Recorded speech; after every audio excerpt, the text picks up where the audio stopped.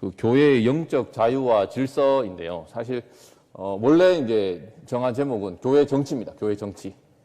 교회 정치라 그러면 사실 약간 이제 뭐 정치라 그러면 사실 좀 뭐 부정적인 이해나 아니면 뭐 약간 뭐 안 좋은 느낌을 가지는 분이 있을 수 있어서 뭐 교회의 영적 질서와 자유라는 영적 자유와 질서라는 제목으로 그렇게 했는데요.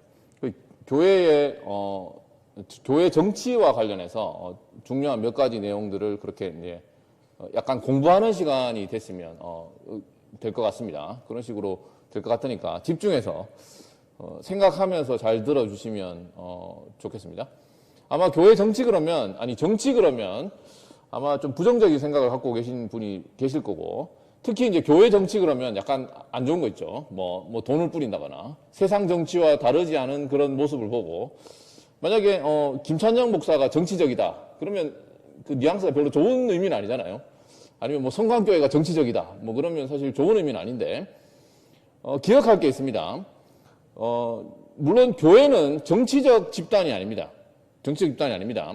그러나 교회에는 정치가 있습니다. 정치라는 것은 바른 질서를 세우고 합당한 권세로 다스리는 것을 정치라고 그러거든요. 누가 다스리십니까? 교회는 그리스도께서 다스리시잖아요. 그래서 그리스도의 다스림과 질서가 세워지는 것, 그게 바로 교회 정치입니다. 교회 정치입니다. 그러니까 그리스도께서 교회를 다스리시니까 교회에는 정치가 필요하고, 그리고 성경의 기초에서 어떤 것이 올바른 정치고 올바른 교회 정치인지를 제대로 알 필요가 있습니다. 왜냐하면 사실 교회에 우리가 신앙생활할 때 우리가 믿는 바, 무엇을 믿느냐도 물론 성경대로 믿어야 되고, 우리가 어떻게 실천하느냐, 우리의 삶도 성경적이어야 되잖아요. 교회의 운영과 질서와 다스림, 그 모든 것도 그리스도의 뜻을 따라서, 성경 말씀을 따라서 이제 이루어져야 됩니다. 그래서 교회 정치 그 자체가 사실은 부정적인 건 아닙니다. 근데 우리가 이제 교회 정치와 관련해서 이제 안 좋은 얘기들, 사실은 세상과 다를 바 없는 얘기들을 듣고 보니까 사실 약간 좀 환멸을 느끼는 그런 경우도 있을 수 있는데, 한번 들어보시기 바랍니다.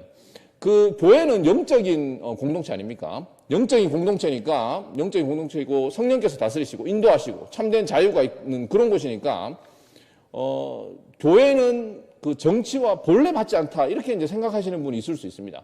그리고 많은 신학자들도 실제로 그렇게 생각했습니다. 교회는 성령의 전이고 성령께서 인도하시고 다스리시니까 질서나 조직이나 공식적인 직분자나 리더십이 필요 없다. 오히려 그런 것들이 성령의 역사를 가로막는다 이렇게 생각하는 사람들이 그 소위 말하는 영파들, 신령주의자들 이외에 신학자들 가운데서 그런 사람들이 많이 있었습니다. 실제로 교회 역사를 보면. 그러나 이제 성경을 보면, 우리가 성경을 직분과 관련해서 여러분 한번 신약 성경을 읽어보시면, 아니면 구약도 마찬가지죠.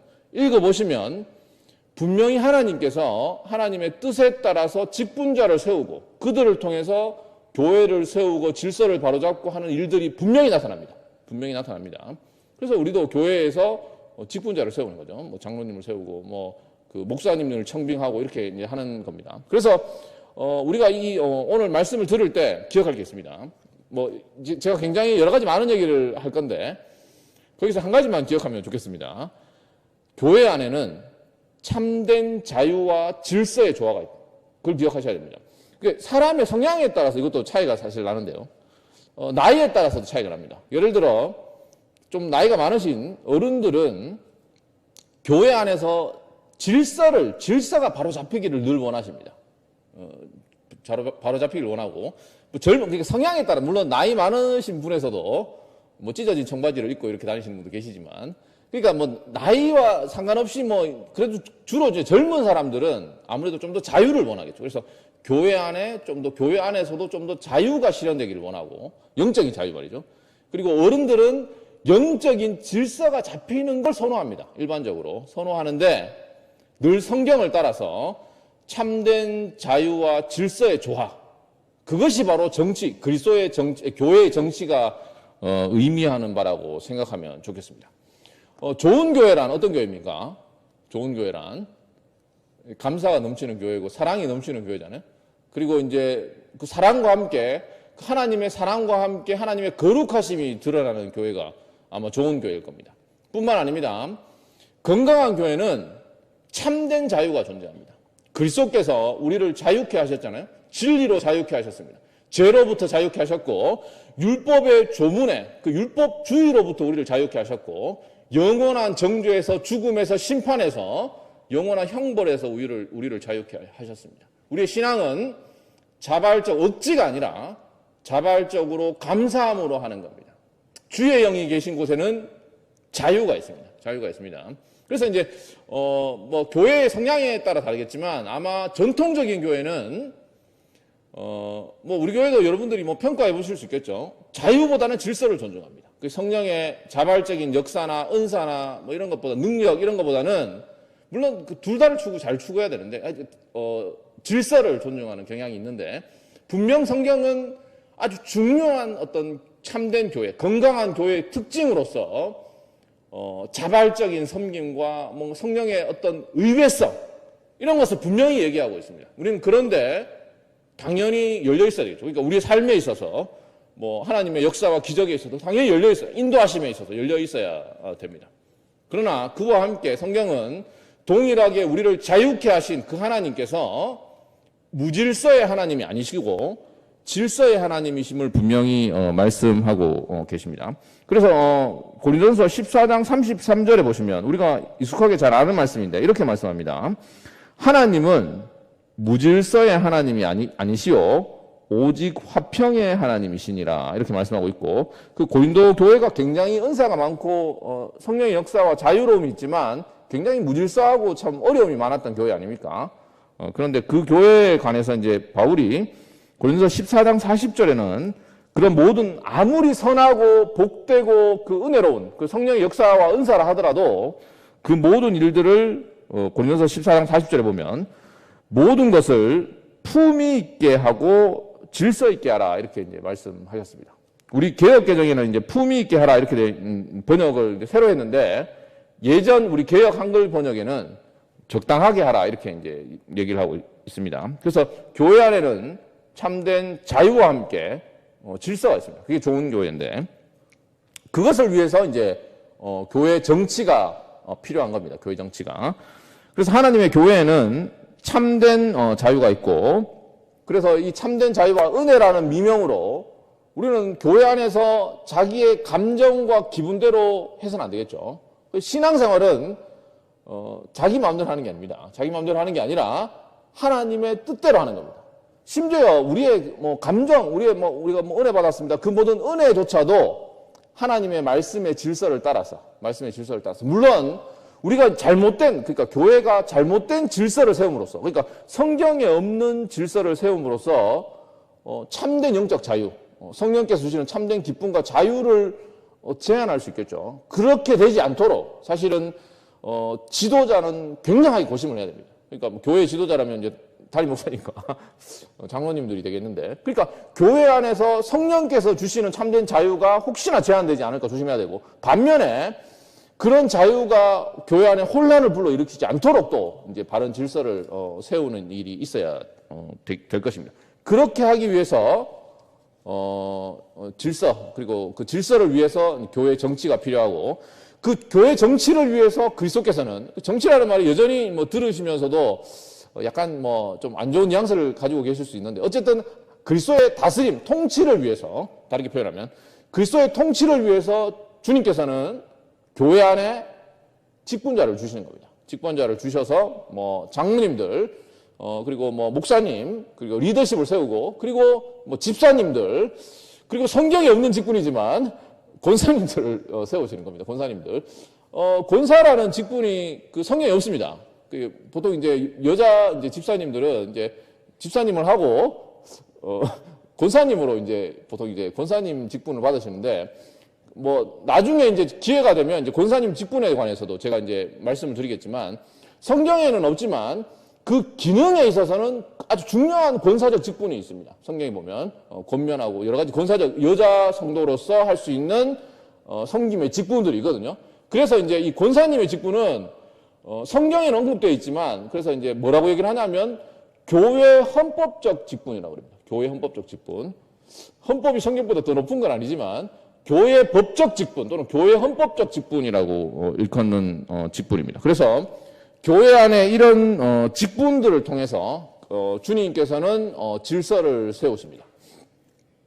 직분에 관해서는 제가 다음 기회에 또 이제 뭐 장로님, 집사님, 권사님에 대해서 얘기를 하도록 하고, 오늘은 이제 예를 들어 이제 교회 정치가 사실은 지금부터 이제 정신을 잘 차리시고, 교회 정치는 사실 굉장히 논쟁이 많이 되는 부분입니다. 그걸 어떻게 알 수 있냐면, 여러분들이 이제 교단을 알고 있잖아요. 여러 가지 교단과 교파가 있는데 다양한 정치 이해를 갖고 있습니다. 예를 들어 저희 교단이 어떤 교단입니까? 대한예수교 장로회 교단이잖아요. 장로회 갈로 열고 합동 갈로 닫고 이제 교단인데, 장로회 교단은 어떤 정치를 할까요?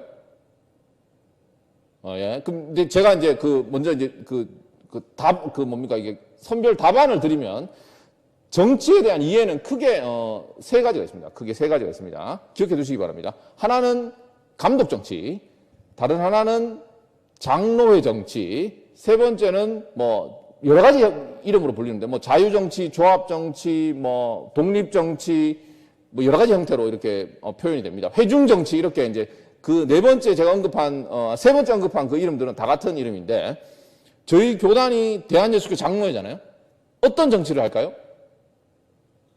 장로 정치를 하는 겁니다. 장로회 정치를 하는데, 그러나 많은 교단들, 그러니까 감독 정치를 받아들이는 교단들도 있거든요. 대표적으로는 천주교회, 그러니까 뭐 천주교회는 교황 정치라고 할 수 있지만 감독 정치를 하고, 또 대표적으로 감리교, 그리고 영국 성공회 내지는 뭐 국교회, 영국 국교회나 성공회가 감독 정치를 합니다. 그리고 뭐 그리스 정교회, 뭐 러시아 정교회, 이런 것들이 이제 감독 정치를 하고, 그리고 이제 그 침례교, 우리가 알고 있는 침례교가 일반적으로 회중 정치를 합니다. 회중 정치를 하는데, 그런 교파마다 다양한 어떤 교회 정치에 대한 이해가 있습니다. 그래서 서로 다양한 차이가 있고 이해가 있지만, 제가 그 부분에 관해서 이제 간략하게 한번 설명을 드려보겠습니다. 물론 듣다가 헷갈릴 수 있으니까, 그러면 답부터 먼저 말씀드리고 설명을 드리면, 성경에 가장 가까운 정치 형태가 뭘까요? 우리가 장로교니까 아마 장로회 정치라고 이제 생각을 할 수 있을 것 같습니다. 아마 들으시면서 장로회 정치와 조합 정치, 그 두 가지를 들으실 때 잘 들으셔야 됩니다. 이 두 가지가 오늘날 우리 교회가, 그리고 우리 교단이 행하는 정치 형태라고 할 수 있습니다. 정치 형태로 할 수 있고, 감독 정치는 가장 역사가 길고, 그러니까 초대교회부터 지금까지 사실은 가장 역사가 길고 가장 많은 교단에서 행하고 있는 정치입니다.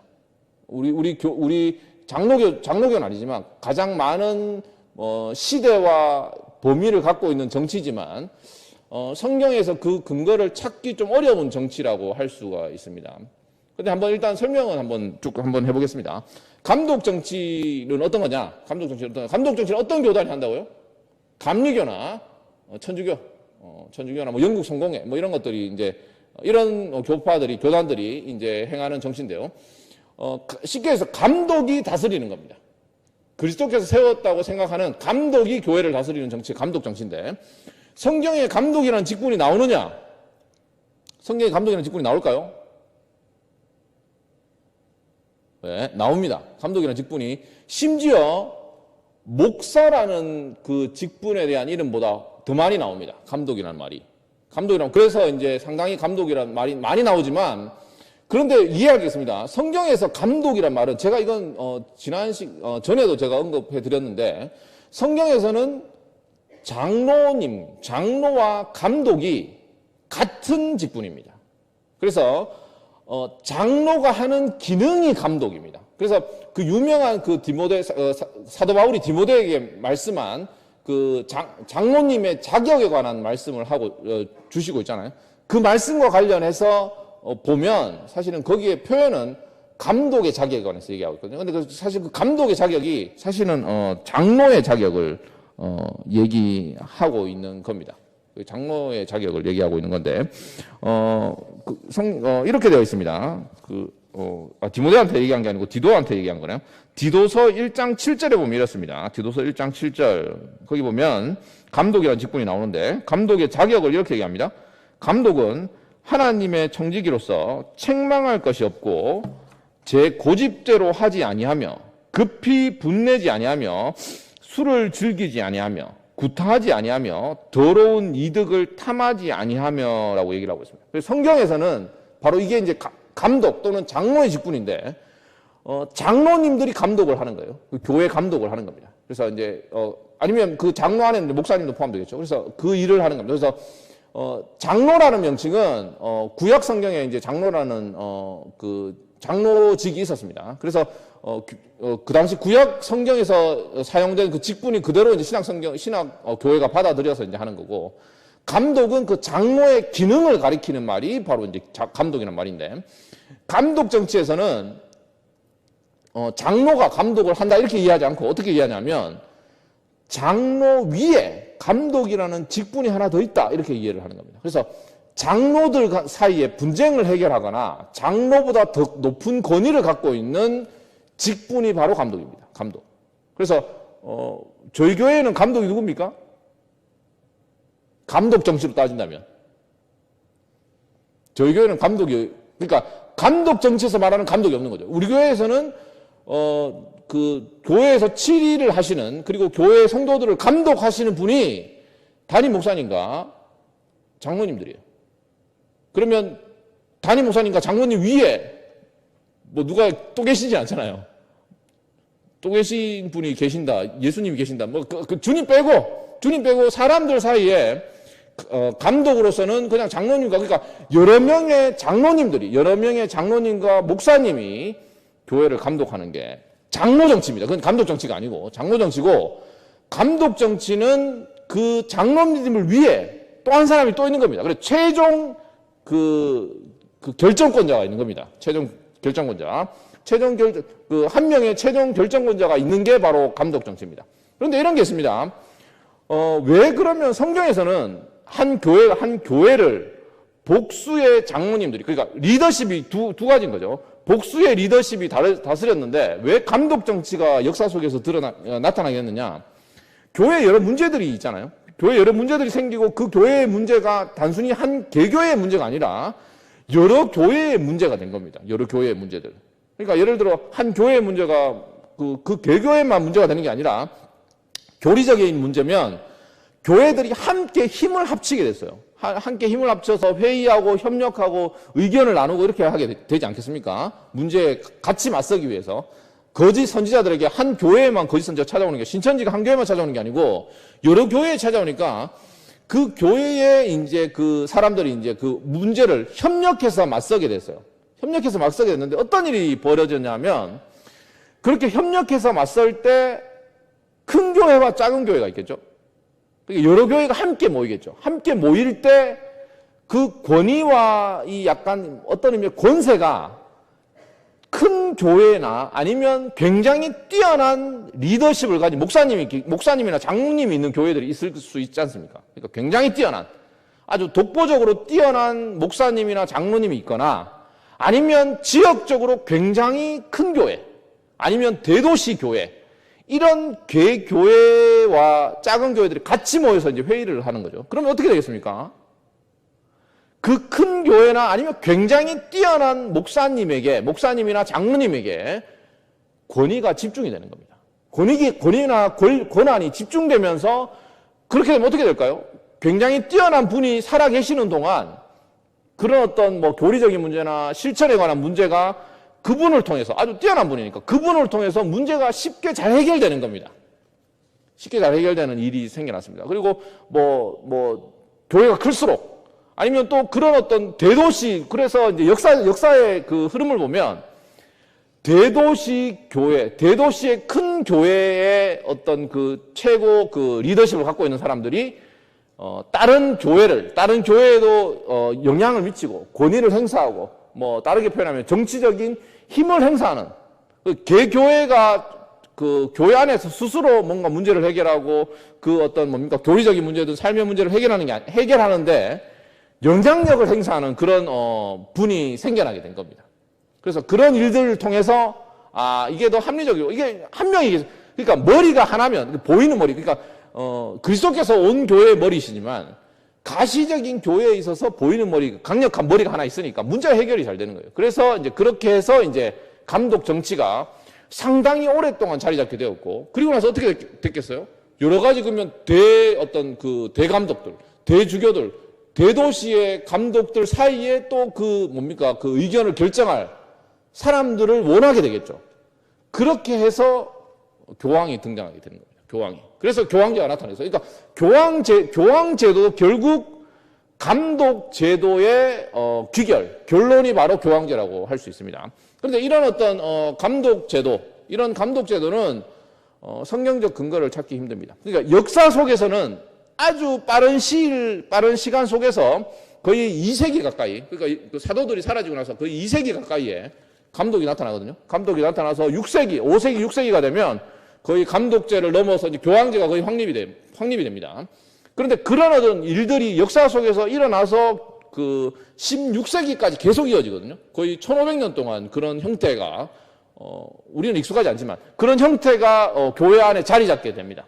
그러니까 뭐 자리 잡게 되어서 하나님께서 어쨌든 그런 교회의 모습, 교회의 정치 형태가 실제로 우리 교회사 속에서 나타난 건 사실이지만, 그럼에도 불구하고 여러분이 성경을 한번 보시면 그런 위계 질서를 가진, 그런 엄격한 위계 질서를 가진 교회 정치 형태는 제가 보기에는 성경적이지 않다. 감독 제도는 성경적인 이해와 조금 거리가 먼 것이 아닌가, 이렇게 이제 평가할 수 있을 것 같습니다. 물론 이제 감독 제도를 지금도 원하는 사람도 있습니다. 왜냐하면 이 감독 제도가 어떤 장점이 있냐면 개교회가 굉장히 문제를 일으킬 때, 그러니까 그 개교회 안에서 예를 들어 문제를 해결하지 못하는 경우가 있죠. 그리고 막 그 개교회가 전체적으로, 그러니까 개교회 그러니까 뭐 장로님들, 목사님들이 굉장히 나쁜 일을, 굉장히 나쁘거나 그 악한 일을 한다. 그러면 그 어떻게 되겠습니까? 그 교회 성도들이 굉장히 고통받겠죠. 그러니까 장로님과 목사님들이 작심하고 뭐 그러면 안 되겠지만 그런 일이 역사 속에 있었거든요. 그럴 경우에 만약에 그런 교회들이 감독 정치 아래 있으면 감독이 굉장히 큰 권위를 갖고 있기 때문에 그런 문제를 좀 더 해결하는데 도움을 받을 수는 있겠죠. 물론 이제 현실적으로는 이제 쉬운 얘기는 아닙니다. 왜냐하면 그냥 교단을 탈퇴해버리면 되니까요. 이런 형태가 바로 감독 정치입니다. 두 번째 형태는 뭐냐면 장로 정치입니다. 장로 정치는 우리가 관련된 정치니까 잘 들으셔야 되겠죠. 잘 들어야 돼요. 우리가 하고 있는 지금 교회가 장로 교단이고 그게 이제 장로 정치니까.